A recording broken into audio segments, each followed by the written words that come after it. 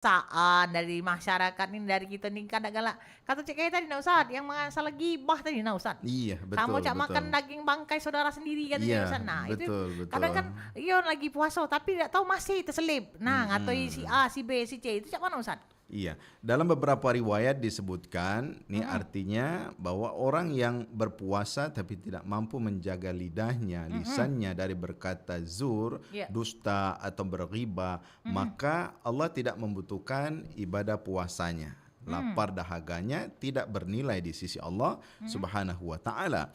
Bahkan dalam beberapa riwayat disebutkan, orang yang berghibah itu seakan-akan dia tengah makan mm-mm, bangkai saudaranya sendiri. sendiri. Mm-mm, Karena itu kita harus membiasakan supaya kita terhindar dari ghibah ini, mm-mm. memenuhi lidah bibir kita ini dengan zikir kepada Allah Subhanahu wa taala. Zikir kepada Allah. Mm-mm, Kata Rasul, man kana yu'minu billahi wal yawmil akhir falyakul khairan aw liyasmut. mm-mm. Orang yang beriman kepada Allah, beriman kepada hari akhirat, Akhirat. Mm-mm. hendaknya dia berkata yang baik, atau kalau tidak bisa berkata yang baik, cukup dia menahan mulutnya untuk tidak berkata yang kurang baik. Jadi Mhm, caranya mhm, berkata yang baik ini tadi mengajak orang untuk beribadah, iya, mengingatkan tentang kebaikan, mhm, atau berzikir, atau baca Al-Quran. Nah ini cara kita supaya terhindar dari ghibah dari tadi. hibah tadi. Mhm.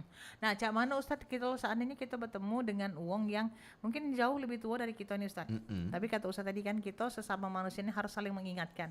Apalagi ini bulan Ramadan Ustadz ya, jadi ibarat kata bulan penuh ampunan segala apapun yang kita lakukan itu akan bernilai ibadah. Termasuk salah satunya mungkin mengingatkan tadi Ustadz ya. Betul, Nah, iya. misalnya kita mengingat ke uang yang lebih tua dari kita Ustadz. Mm-mm. Kira-kira kalau misalnya uang yang lebih tua dari kita ini diingat ke kan kadang tuh namanya ada rasa ego dia tua tadi Ustadz. Iya, Nah ini betul. kira-kira cak mana cara kita kalaupun misalnya kita nak kepengen itu menjadi amal ladang amal ya jangan sampai Betul. kita dikata Iya. ya lah cak takuan pula kau umurlah duluan aku makanan uja apa asam gagam ujinya cak nah itu Iya, cak mana nih betul. Ustaz? Betul. Jadi dalam berdakwah mengingatkan orang itu memang ada tahapan dan fase-fasenya, Mm-mm. ya. Pertama kita awali dengan misalnya ud'u ila sabili rabbika bil hikmah, dengan cara yang bijak, ya. Cara yang bijak. Yang bijak. Ini kita contohkan dulu, Sayyidina Hasan dan Husain itu pernah melihat seorang kakek-kakek yang wuduknya keliru, yang salah.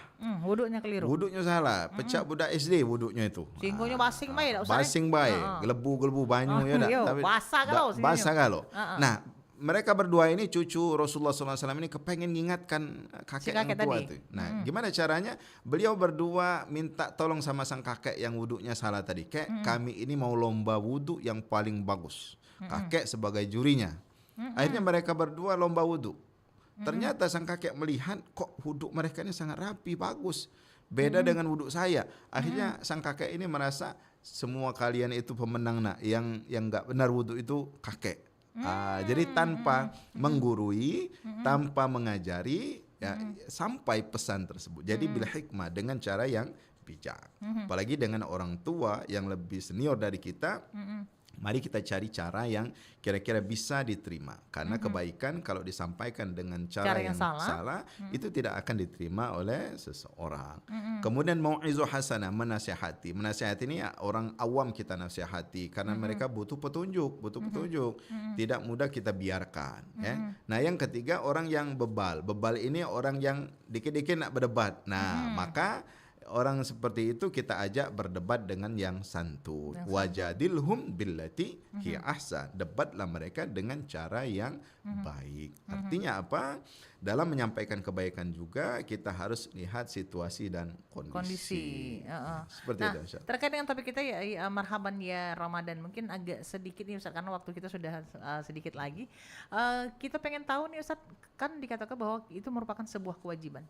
Hai orang-orang yang beriman diwajibkan Iya. atas kamu untuk Al-Baqarah 183. 183 Ustaz ya. Iya, betul. Nah, jadi katakan untuk berpuasa. Mak mano kalau seandainya kita ternyata ada halangan yang memang membuat kita tidak bisa puasa Ustaz. Misalnya wong-wong yang begawi berat Iya, Ustaz. betul. Nah, itu bagaimana cara mereka agar tentunya kalau misalnya kita ikuti cak itu kan Ustaz akhirnya tidak puasa-puasa Ustaz. Iya, betul. Nah, ini kira-kira cak mana caranya bagi Ustaz? mereka yang memang memiliki beban berat seperti mereka yang bekerja di konstruksi, di tambang atau tukang dan sebagainya, maka mereka ini tetap wajib berpuasa. Tetap wajib berpuasa. Tidak boleh mereka meniatkan tidak berpuasa pada pagi hari itu.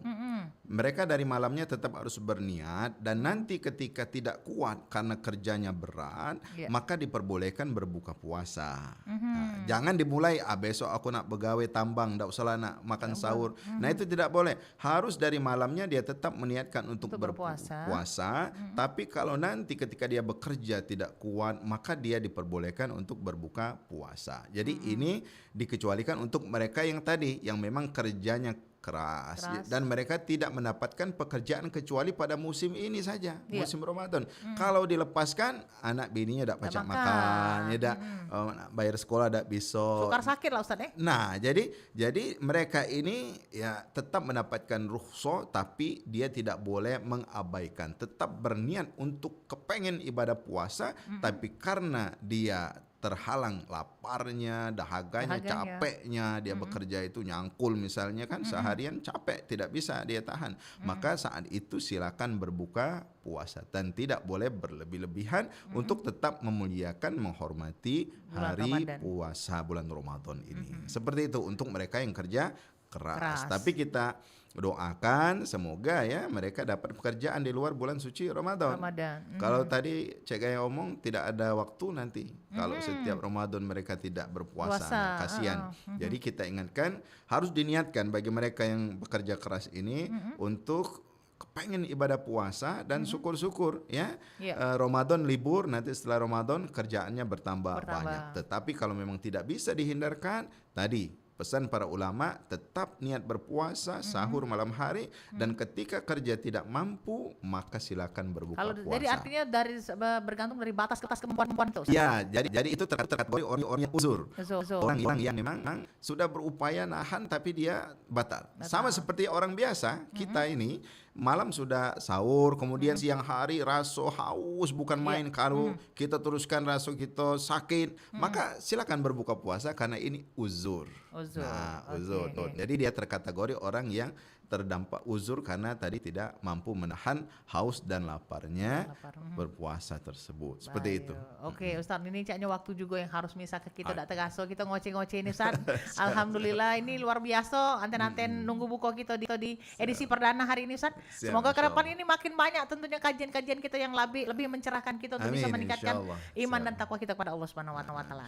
Oke, sebagai closing statement apa yang menjadi pesannya Ustaz, silakan. Pesan Ustaz untuk kita semuanya, mari dengan hati yang lapang, dada yang terbuka, kita sambut dan isi Ramadan kali ini dengan totalitas ibadah kepada Allah Subhanahu wa taala, dengan hati yang bersih, dengan mengedepankan taubat kepada Allah, jauhi maksiat, sehingga insyaallah kita nanti di akhirat mendapatkan surga dari Allah Subhanahu wa taala. Ingat, dari hati kita, kalau kita semangat, maka insya Allah kita bisa menuntaskan Ramadan kali ini dengan totalitas ibadah. Tapi kalau kita di awal sudah malas, na'udzubillah min zalik, maka kita akan sulit untuk menuntaskan Ramadan ini dengan baik. Dan kita saling menasihati, mengingatkan dan niatkan bahwa Ramadan kali ini Ramadan yang sungguh bermakna, berharga dalam kehidupan kita. Karena kita tidak bisa mengulang hari, ya. Hari itu sudah Allah tetapkan, waktu kita Allah tetapkan. Jangan sampai kita sia-siakan waktu yang sedikit Allah berikan kepada kita ini. Semoga bermanfaat. Amin ya rabbal alamin. Ustaz, terima kasih banyak Ustaz. Kayak linknya kita bagi ke Ustaz. Terima kasih banyak tentunya untuk perbincangan kita di sore hari ini dalam anten-anten nunggu buko. Semoga bisa menginspirasi dan meningkatkan kualitas iman dan takwa kita pada Allah Subhanahu wa taala. Oke, pepatah bijak mengatakan Ustaz, tak ada gading yang tak retak, tak ada manusia yang tanpa kesalahan. Jikalau pedang lukai tubuh, pastikan ada harapan sembuh. Namun jikalau lidah lukai hati, kemanakah gerangan obat hendak dicari? Kita cukup sampai di sini untuk anten-anten nunggu buko dengan tema Marhaban Ya Ramadan. Kita akhiri dengan bubur sumsum dimakan pakai kuah pakai es batu. Kita akhiri dengan ucapan wassalamualaikum warahmatullahi wabarakatuh. Waalaikumsalam warahmatullahi wabarakatuh.